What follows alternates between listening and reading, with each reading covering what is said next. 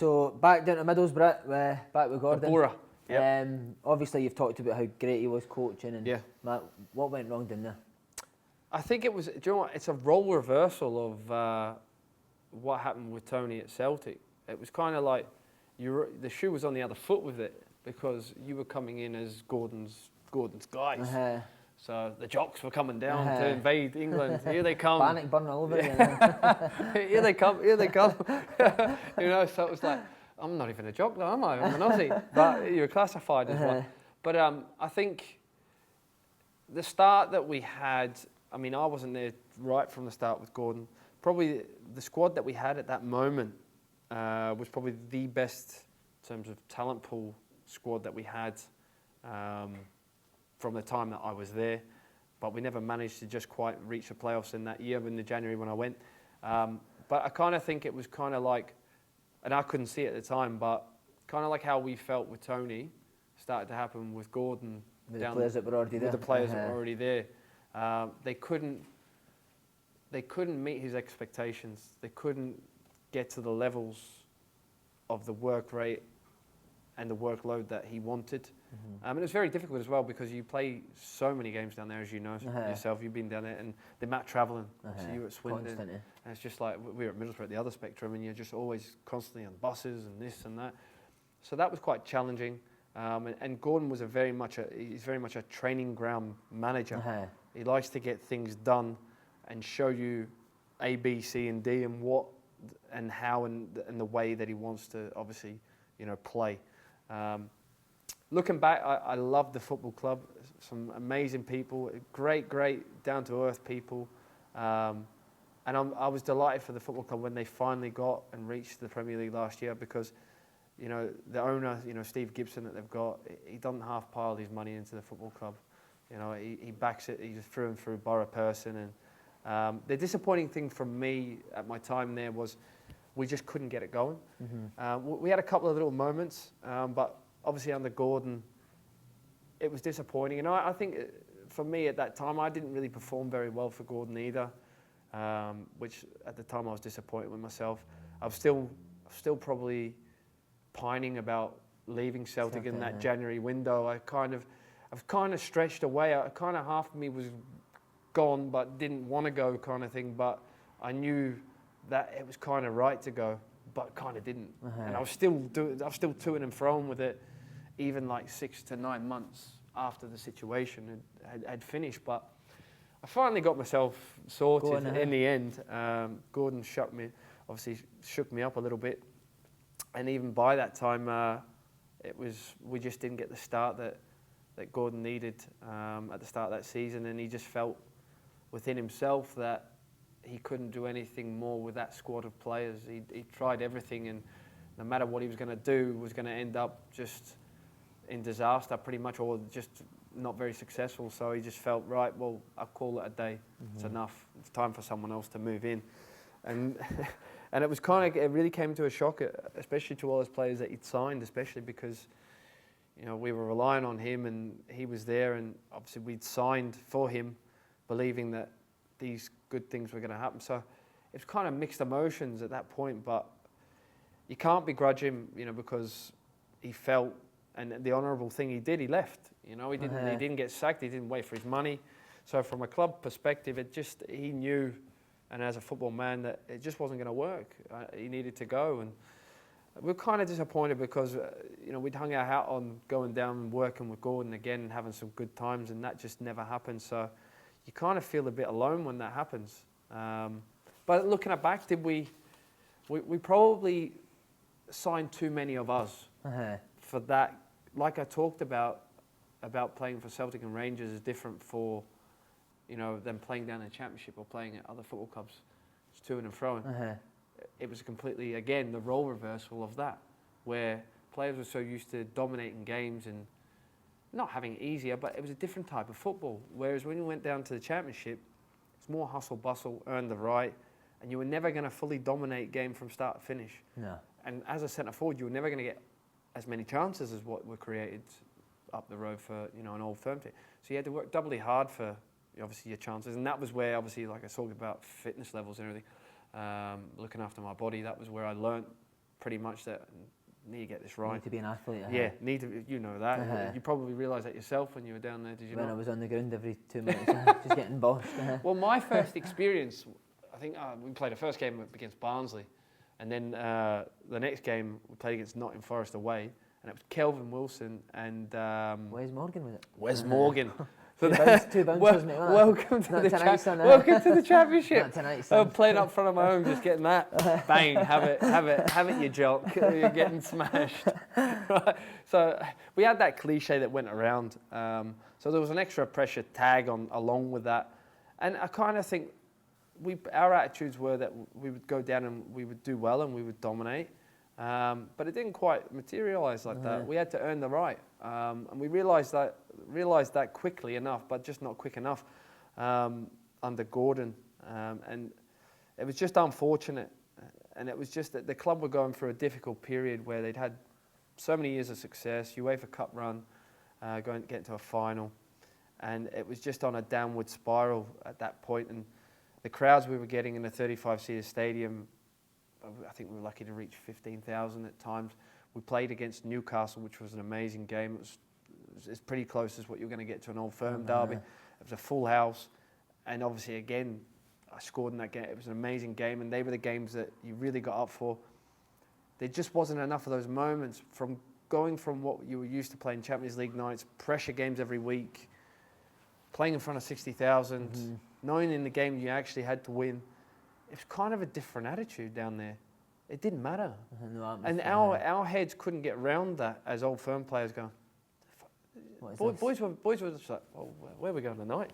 We lost 3-0. We lost 3-0. We can't go out. Are you serious? It's completely different, much more relaxed. And that was the difference. You had to adapt to that. Obviously, you didn't have to accept it, but you had to adapt to it slightly. And even from a managerial point of view, I think Gordon couldn't quite adapt to that at that moment. So obviously Tony, your big mate, comes back in. Was it the same situation all over again? No, it wasn't. I mean, obviously, I'd just signed. I'd got 4 years left on my deal there, so it's kind of like, well, we're gonna have to make this work, mate. This is as simple as that. So I remember the day. You come in. We all went into the meeting room with the projector and everything, and all the boys were right. I'm gonna sit down the front. Let him know I'm there. I was like, I'm sitting around the fucking back. He knows I'm here anyway. Just being the little Aussie shit that I am. Like, he's going to have to speak to me. But all in all, it was obviously a fresh start. We all spoke. I mean, he spoke to us all individually. And it was a fresh start. It was completely, let's get on with it. It's still, the bedding in period of the first 6 months were tough. I think it was hard for all of us to accept that Gordon had gone as well, in terms of, because like I said, we'd hung our hat on coming down the road, to work for Gordon, to be successful, and we were in deep trouble. We were in relegation trouble that year. So we had to get our heads together quickly, work hard for the club, work hard for Tony, and then, things went from strength to strength. We had some great moments with him. A couple of times we were top of the championship. I think it was at Christmas time a couple of times, and for some reason, which we well know down there, the leagues are crazy, but we couldn't buy a win second half of the season.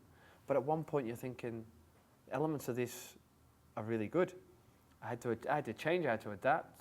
I wasn't always going to play up front. I started playing sort of in that sort of inside left role, sort of a 4-3-3 or a 4-5-1, whatever you want to call it. But I think more or less that was on a basis of how successful I became in that period of time with Tony, was that we had a guy called George Friend, who's still at the football. Unbelievable. And he's just a beast. He just gets up and down. So it's basically a little bit like what you see with Kieran Tierney. Don't get me wrong, I'm not Scott Sinclair, but in terms of you're allowed to just drift inside the pitch a lot, and he just keeps going up and down, up and down, up and down, and you're allowed to pick up these clever little pokes. So I learned that side of the game, and I learned how to be a little bit more intelligent, learn how to pick areas and play a little bit deeper, technically get better. There were still rough patches with me and Tony. I'm not going to lie. There was a period where I was in Siberia. I was well and truly out in Siberia. We fell out. And I didn't see myself back in the fold for about 3 months. But me being me again, as soon as he gave me the opportunity, I think I scored within, the first 8 games, 7 goals. So it was kind of like, well, that will shut you up, won't it? Kind of thing. But look, actually, it was weird because Tony, when he became the manager as well, actually, he lived right next door to me. Oh wow! so we weirdest relationship ever. So we were next door neighbours, and obviously he's got a couple of young children, and I just had, my first as well. And look, you start to mature, and you start to put football to one side, and he's such a great man. He's a genuinely really nice man, and I have a lot of respect for him, And actually, if I was to speak to him now, I'd more or less say, there's a lot of ideas that I liked about what he was doing, and some things I would actually implicate if I was to be a manager on certain things that he likes, and I like them now. But when you're dealing with an individual in terms of their mindsets, my mindset was a little bit different and my values are a little bit different from what he likes. And that's where I go back to, he loves the individual talents and letting them express themselves. And to be fair, his man management style or side of that, he does get that. But what was happening around it was where sometimes I felt that it went amiss, where the traditional values or the old school values still have to stay in place for you to have success. You can't just throw all your eggs on that basket and let that become everything, because that's just not going to give you the success you need as a whole. Your core still needs to come from that. And that I'll always believe in that, but that's just my opinion. So, and there's nothing wrong with that, and there's nothing wrong with what Tony does. But again, it was topsy-turvy period, but a period I look back on now and with fondness, and more so than probably my time at there. I took it for granted a little bit, but I love the club, I love the people, and it actually wasn't. The problem was I came with a price tag and a finance that disappointed me, and that's how we fell out a lot, because again, the press was used as a target for me to be targeted in terms of I was the so-called highest earner at the football club, and I was stopping the club from moving forward. It works both ways, and I get it, and I understand the contract's there, it's been honoured, and you've got to do what's right for you and for your family, first and foremost. But it's still at the same time, within the success of what we had as a team at that time, my goal ratio wasn't bad. It wasn't bad at all in terms of where we were within the success of that team at that moment. It's just a shame that I couldn't have been part of a more successful team when the likes of Karanka came and turned up, and that would have been an interesting moment, but maybe I jumped too soon.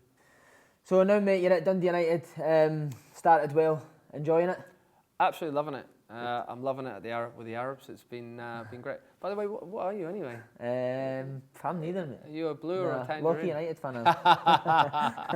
Put you on the spot there. Right? No, but it's been excellent.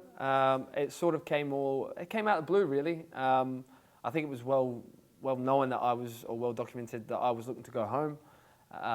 For one reason or another, it just never eventuated from the January window there. From being at Motherwell, it never came about. But this opportunity came around, and I spoke to Ray McKinnon, Laurie Ellis, and it's just been great. I'm really enjoying it, and I feel it gave a freshness to me and a real enjoyment. Again, I think being somewhere different as well as you get older, and a change sort of gives you a good kick up the backside as well, and that's what it's certainly given me now.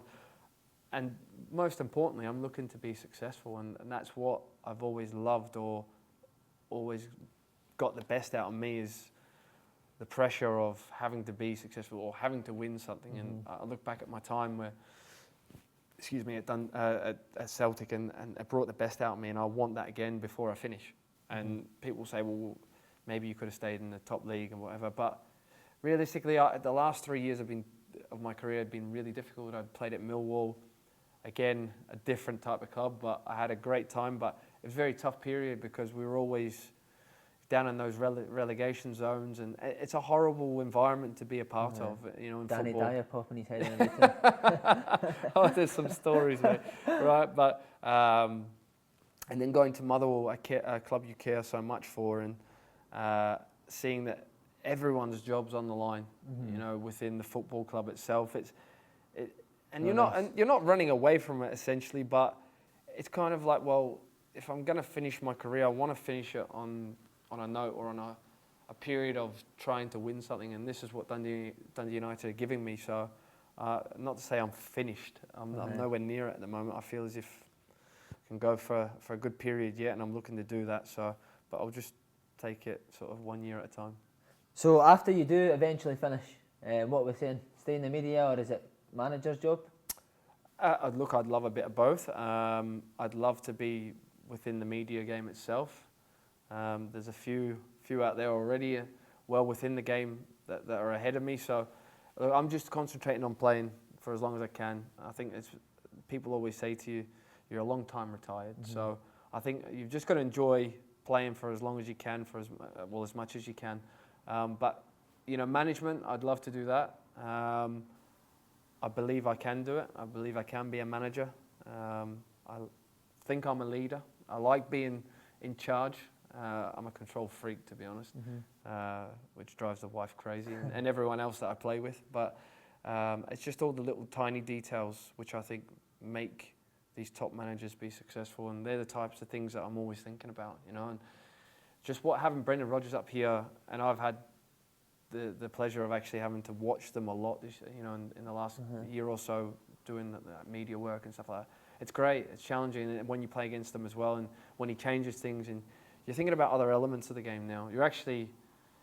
You look at football a lot of the times, like you'll be there with your mates and you'll be at home and you'll look at the TV, but you don't actually watch it. Whereas now I'm starting to actually watch it for what it is and looking at other things outside, either the white or the yellow ball, so to speak. And you have to evolve. So, you're never going to know, but if someone was to ask me to do it tomorrow, would I fancy myself? Yeah, I'm a confident guy. I'd like to do it, but obviously there's a lot of learning to go yet. And like I said, I just want to play for as long as I can. So we'll worry about that first, and then we'll get to the rest later. Thanks very much, mate. Top man. Come on. Cheers, Scotty. Cheers, mate.